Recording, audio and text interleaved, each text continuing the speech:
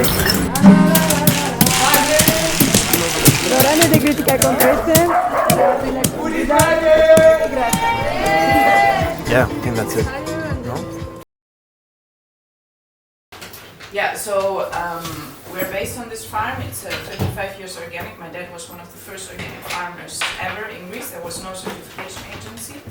And now we're fortunate to have like this amazing soil and have like a paradise, because usually farms in my area, they look more like this.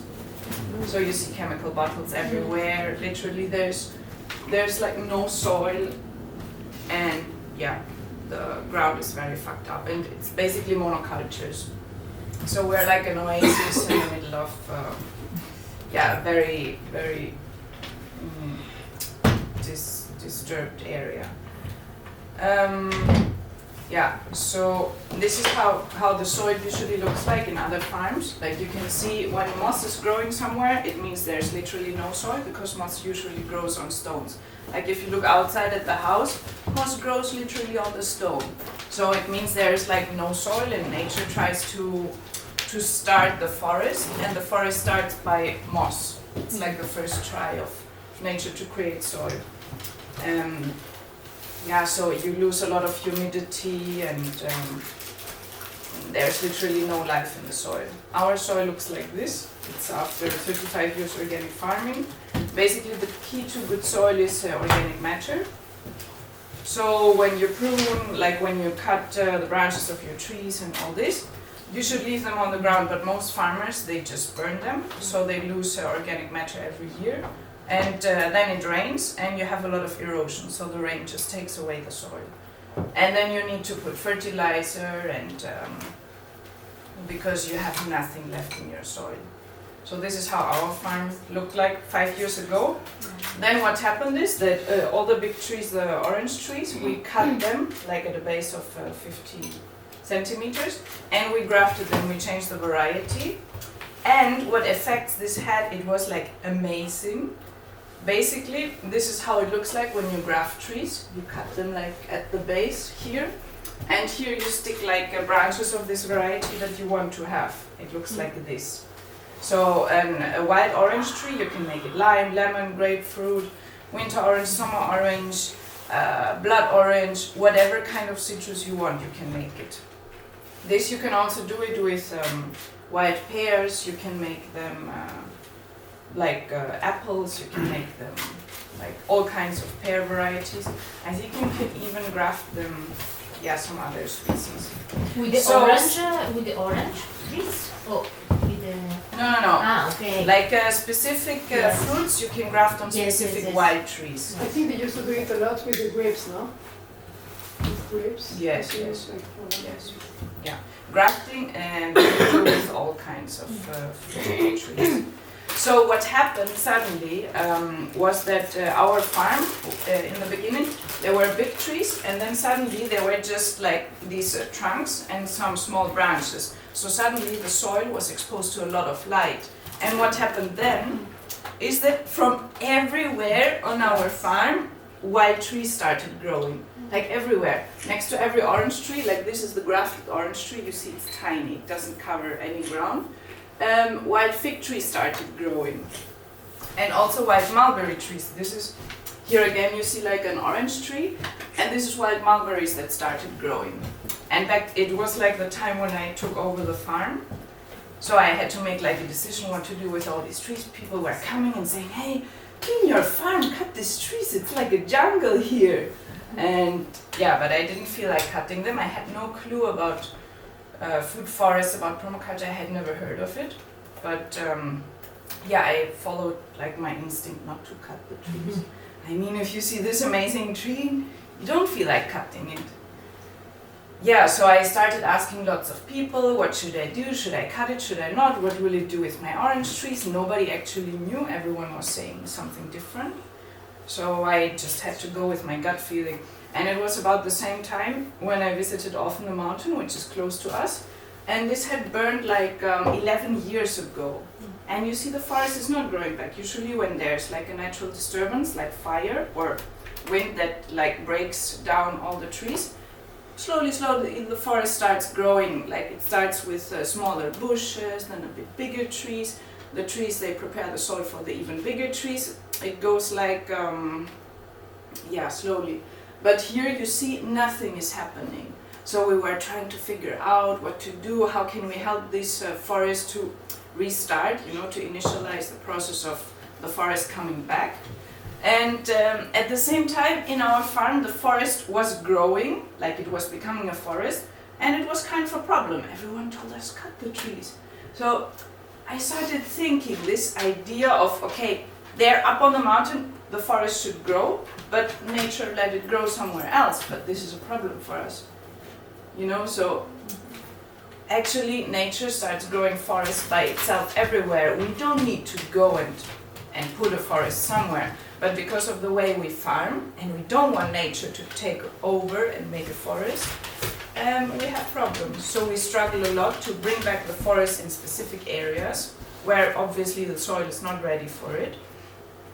Whereas we could just reinvent the way we farm. And in a forest, have you ever seen somebody going there and putting fertilizer or irrigating? No, the forest just works, like by itself. So I started thinking, and people were saying it becomes like a forest, your farm. And I was like, actually, I like this idea, so I just let it grow. And then I saw a presentation of a friend of mine. He was in this amazing project in Brazil. It's from a Swiss guy called Ernst Götz, and he does something, he calls it Syntropic Farming. And there basically you mimic a forest. So what you do is you plant like a Eucalyptus tree, which is just for pruning, for organic matter, and for helping like the whole system. And then you have an orange tree, and like a citrus tree, and then you have a banana.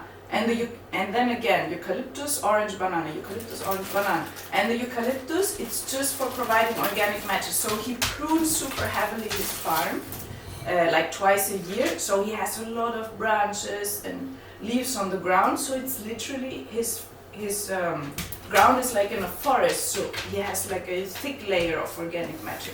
And this is the best for your soil. This is how you build soil. Like all this becomes soil after. And he told me about food forests, and I told him about my farm. He was like, what? Wow, that's amazing, 35 years ago. He was getting like super excited that the forest starts actually growing by itself. Because he had bought land in South area, which is super degraded, super windy, literally no soil. And he starts doing now what this guy in Brazil is doing, so also syntropic farming. But he has like super hard conditions, and I have like super easy conditions. But our place is like perfect to show what organic farming can do. It's so, I think it's very inspiring for people to see this, to come and learn. And this is also why I decided to start like a school in our place and to open it for visitors, for people to come and learn and have workshops there and these kind of things. So yeah, here basically you see how like the principle of a food forest. You have trees, and the trees by their nature they belong to a specific layer. So some trees they like to be exposed like completely in the sun, and some trees they need the shade. Like all the berry shrubs, they are used to be in the shade of other trees. If you expose them to complete sun, they will probably die because it's not their natural habitat. So you have to figure out to which layer a tree belongs, and you can even do this just by observing the nature. Like if you go around in the city, you often see like one tree is growing below another tree is growing above another. Like the trees, they figure this out by themselves. So you can just observe it, and then in your farm, design it in that way that you combine the right trees together. Like in our farm, we have olives. The olive trees belong to the high layer, so they want a lot of sun. And the orange trees, they belong to the medium layer, so it's a perfect combination. It's like making a puzzle. And then you can combine fruit shrubs, and then you can combine even vegetables, and then you can combine even plants that have like roots that grow more on the ground, like carrots or something like this. So basically this is what you do in a food forest. And one tree supports the other with organic matter and all this. And the big advantage of a food forest is that you kind of spread the risk. like many farmers, they have a problem because they only grow olives. But there are some bad years for olives, and then they don't have nothing, and they don't have an income. Whereas in our place, I don't care if one year we don't have olives, and we have now 80 different fruit trees and shrubs from which we can get income, like berries and so many fruit trees. Like, really, I don't care. You know, some farmers, they come to me and they show me like their branches, and they're like, look what I have, what can I do? I'm like, I don't know, I have no experience with any medicine for plants, you know. I tell them just plant more diversity, that's it, then the system will figure it out themselves. Yeah, here you see like a scheme of our place, but it's like super complicated. So here you have the layers, like emergent layer, high layer, and some examples of each layer, but it's like a lot of different we have. So it's quite complicated for people coming to us and doing an internship to figure out the system. Is like super difficult. Yeah, here you see a very nice picture. This is a mulberry tree growing above an orange tree. So, and we have not planted this. And the distance is literally like 5 centimeters, not even. And I was told by very experienced people, it should have at least 1 meter distance, otherwise one tree will kind of take the energy of the other, which is just not true. Like, there is literally no competition between trees from the soil. There's only competition for sunlight. So, but if you combine the right trees together, it's what they need basically. And you see that by themselves they occupy the layer to which they belong. So you see here the mulberry, it occupies the layer above the orange tree just by itself. You basically don't need to do nothing.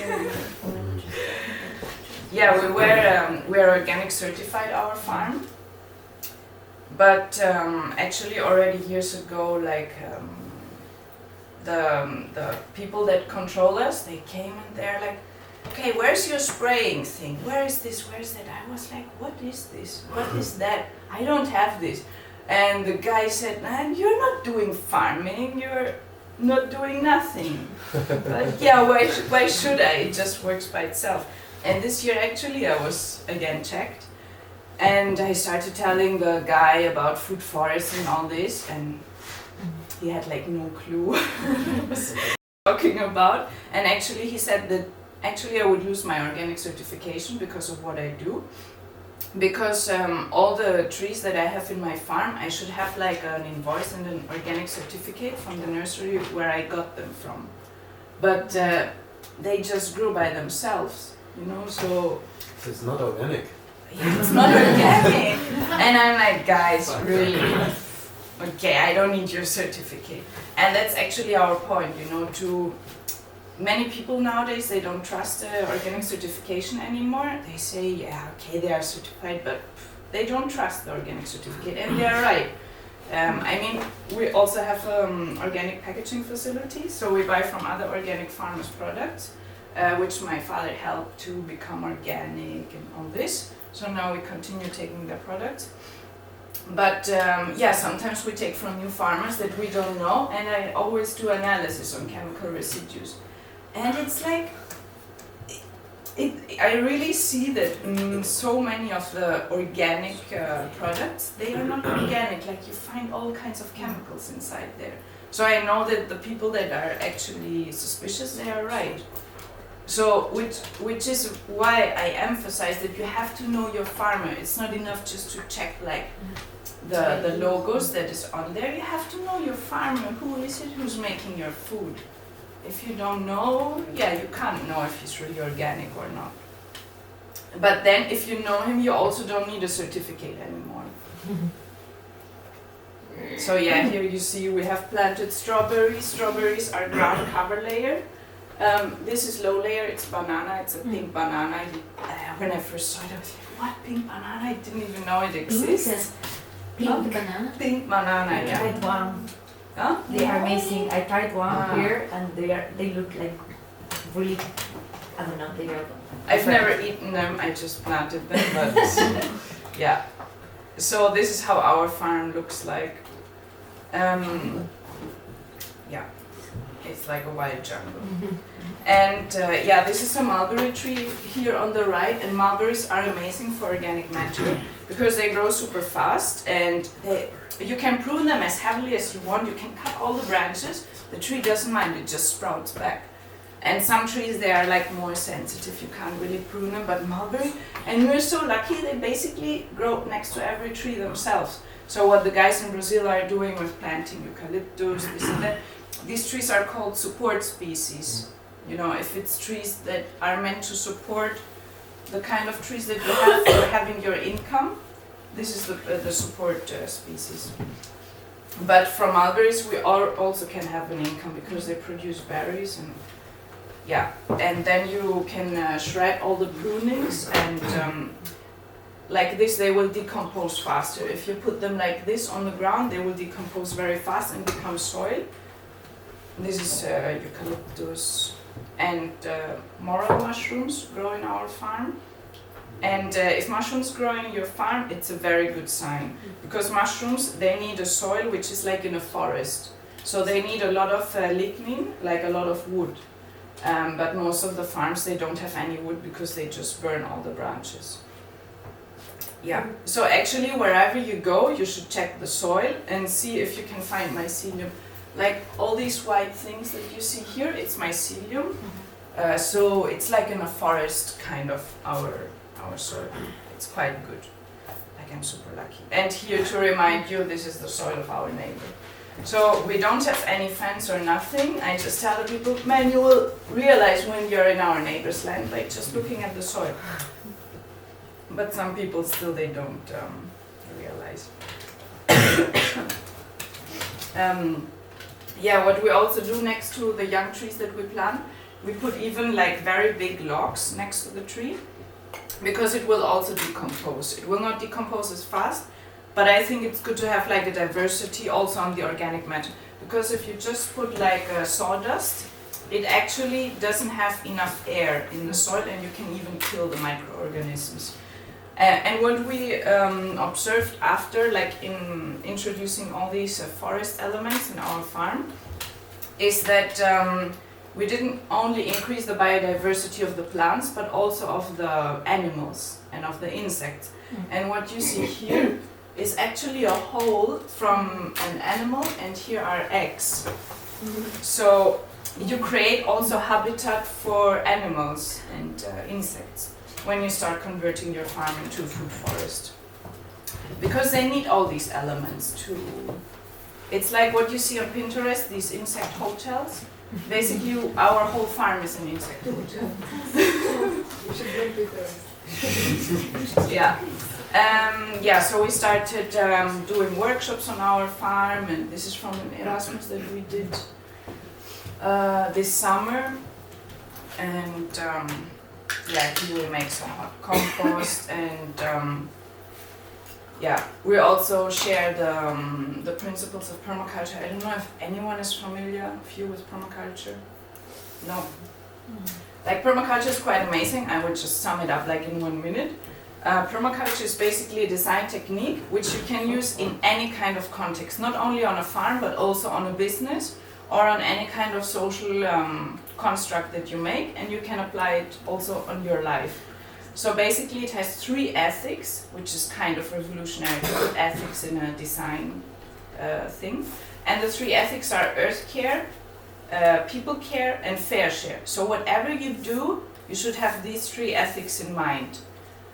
And then there are several principles that help you in your design process. And it's so simple principles, actually it's ridiculous that we need to tell them to ourselves. And it's, for example, don't produce waste. I mean, do we really need to have this written somewhere to follow this principle? But yes, obviously we do. Or it's like catch and store energy. One of this energy, it can be rainwater. So you're like, yeah, I have rainwater, I should start catching it and storing it so I can use it when I need it. Or I really like this one principle, it's maybe not written there, but it says every important function should be performed by many elements, and every element should perform many functions. So it's about you check your place, and if you have an element there that performs only one function, is kind of it means you're not very efficient. So it's like, for example, if you have a farm and you have chickens, I hope you don't have chickens, but maybe you just have them for company. It's good if they perform more functions than just one. So they eat the grasses and then they produce poo, which you use then on your vegetable garden. It would be, you would create a waste if you would just leave the poo there and if you would not utilize it in your system. So it's about also closing circles. Yeah, like if you or one principle is integrate rather than segregate, which you can very nicely also implement in a social construct. Like rather than segregating a person which maybe doesn't fit, it's better to integrate it, and you will have everything will just function much better. And what we do now is we go to more places and we bring food forests there. Because we saw many projects are just starting, they don't really have a clue, they also don't have like the chance to go and go to workshops and learn about all these things. So we go to many different projects and we help them plant food forests we help them with designing and making an event and gathering some people. Now this North Tour, it will also connect like the projects even more and make the network stronger and then attract more people to this network and just help everyone to transition into a different way of living and lots of benefits obviously. Sheila? Yeah. I wanted to ask you a bit like, what are like the minimum dimensions that you need? What are the first steps if you want to start a food forest? How would you tell someone like, okay, you need this to start a food forest? Okay, there is no minimum size that you need. You can even start it on 1 square meter, and it's kind of intuitively, the smaller the space, you would actually plant in a food forest way yourself, you know. I remember when I was very young, I had 1 square meter only to plant in Germany, and I literally put whatever I could fit there, you know. For me, never it's too less space, never ever. Like the plants will figure out a way, they will grow a bit like this and like this. So it's never too small. So what's good is to kind of know the layer of the plant you want to put there. If you want to put a fruit tree and some berry shrubs, it's ideal. And then you should add a lot of organic matter. Maybe you don't have so good soil, so always add a lot of organic matter, like branches and sawdust, and even cardboard is super good to improve your soil. It will decompose super fast. And then even fresh grass you can put. And that's basically it. All the organic matter, it helps to keep the humidity in your soil. It helps to enrich the soil. It creates habitat for microorganisms because they will make their nest inside. And they will start decomposing the organic matter. What's also very good to know is that it's like a battery for humidity. So when it rains, all this organic matter, it absorbs the water and it helps to store it. So if you increase the organic matter of your soil by, let's say, 1%, you can store 175,000 cubic liters of water in 1 hectare, which is like amazing. And I saw it on our farm, like usually we were irrigating every week in summer, like from April starting, about that. And if we wouldn't irrigate, I saw that the leaves of the orange trees, they were going together, so the tree was needing water. But this year I was away in summer, and for 3 weeks I didn't irrigate. And I was like, oh my god, I have to go back, I have to irrigate, maybe all the plants died. I go back and nothing happened. No, 3 weeks in the middle of summer, I didn't irrigate and nothing happened. So you see how effective it works to have like so much organic matter, and especially planting in a way of a food forest is like... Is there anything you cannot plant or you cannot do for the food forest? I don't know. I think there's nothing you cannot do. Like planting is always good. I would say this guy from Brazil, he says, in doubt, plant. Like if you're not sure, plant. Planting can never be wrong. Some things are maybe not so practical, like for example rice or all these grains. You will not get a lot of crop from this. So, but beans is very nice to combine with because they just grow on something else. We have a pumpkin variety growing on our olives. And it looks so funny because you just see the hanging pumpkins on our olive tree. It's like, what we try to do is also to get the local varieties and help to keep the seeds and to not lose this biodiversity and the local seeds. But we also experiment a lot with seeds from all around the globe.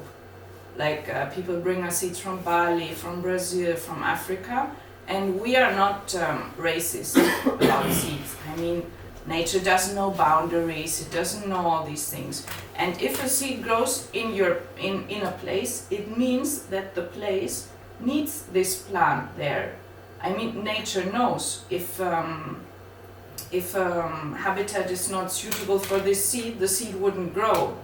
So I think it helps a lot to increase the biodiversity of a place and to bring there a lot of seeds, and whatever is best suitable to improve this place will grow. I have two questions. The first is about this thing that you just said. Like, are you not afraid about the invasive species? Yeah, this is a very, very common question. I mean, if a species is invasive in a place, it means that the place is lacking something, and it means that it doesn't have the best circumstances for other trees to grow there, and that actually this species at this moment it's best suited for this place. They are pioneer species. Very often they're invasive. They don't care about the soil if it's super shitty. They improve the soil with their organic matter and with what they do. Some trees, they can fix nitrogen.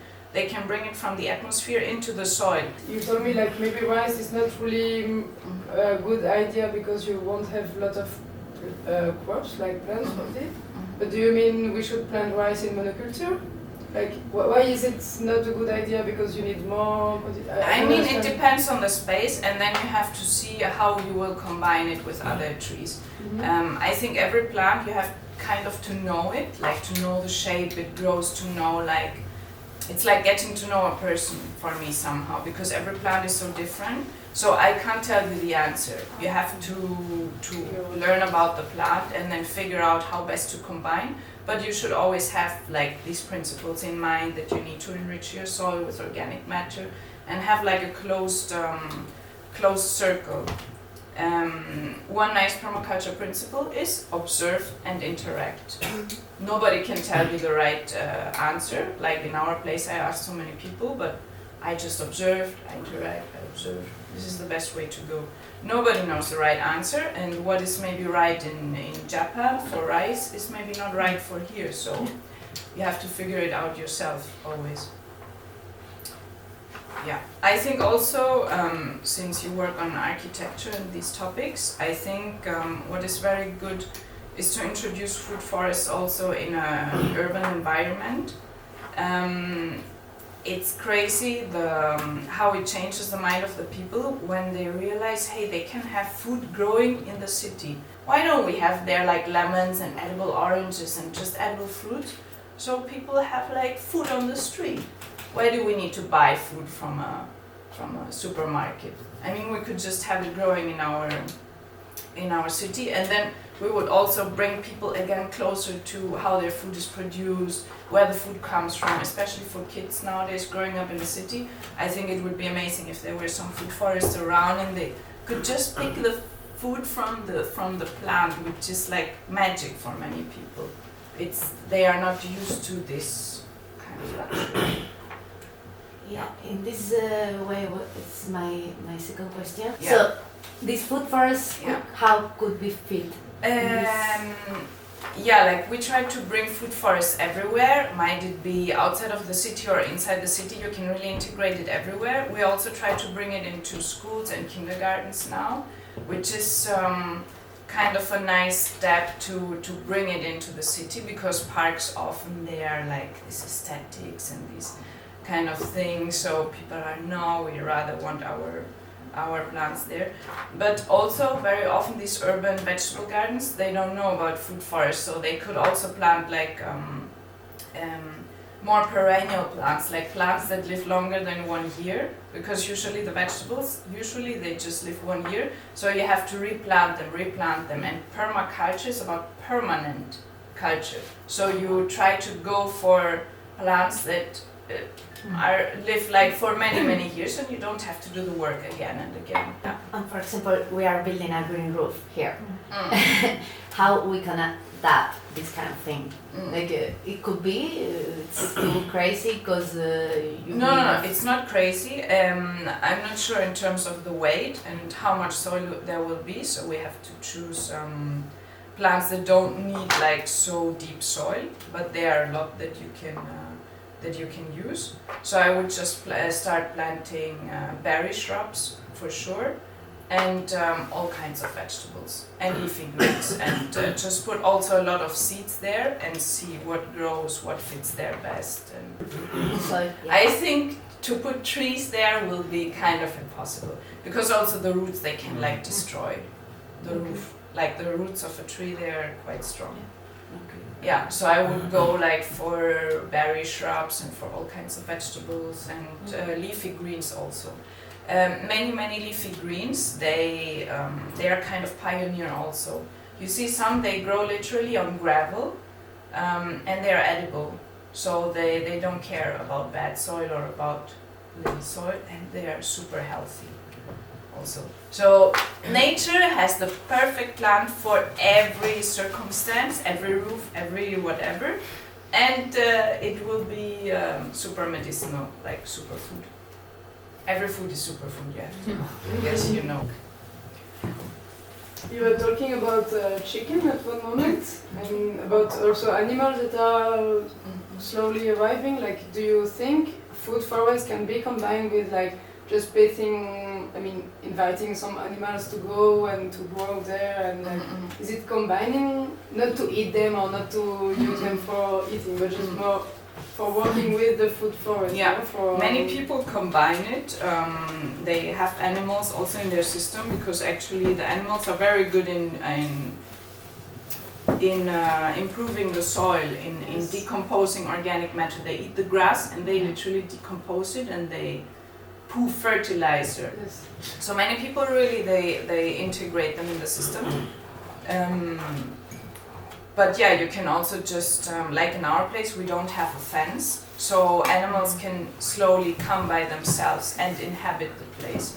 Because me myself personally, I don't want to have like a responsibility for animals, so I'd rather just have the place like welcoming animals rather than placing them there. Because if you place them there, means you took them from somewhere, and you kind of think that the place is suitable for them, but maybe it's not. Maybe you have to do some extra things to make it suitable for this specific animal. So I think it's better to just have like a free space, and whoever feels good there can come. Yeah.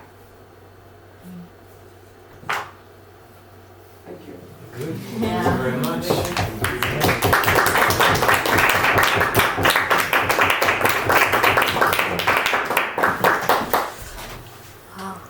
I concrete.